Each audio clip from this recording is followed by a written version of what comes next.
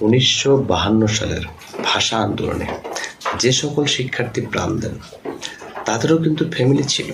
তাদের শুভাকাঙ্ক্ষীর জন্য যদি কোঠার প্রয়োজন না হয়, তাহলে বীর মুক্তিযোদ্ধার সন্তানাদির জন্য কোঠার প্রয়োজন কেন হবে?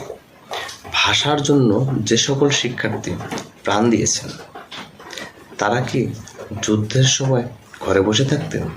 অবশ্যই না, কারণ তারাই সবার আগে এই দেশে আন্দোলন করা শুরু করেছে। তাই তাদেরও কোঠার প্রয়োজন ছিল। তারা যদি তাদের সন্তানাদের জন্য কোঠার প্রয়োজন বোধ না করে বা তাদেরকে যদি না দেওয়া হয়ে থাকে, তাহলে বীর মুক্তিযোদ্ধার ক্ষেত্রে কোঠার প্রয়োজন কেন হবে?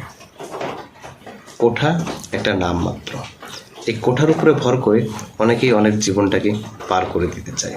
এখান থেকে আসলে বেরিয়ে আসা উচিত। আপনার যদি উদ্দেশ্য ঠিক থাকে এবং কর্ম যদি ঠিক থাকে, অবশ্যই আপনি আপনার কর্মস্থলে পৌঁছে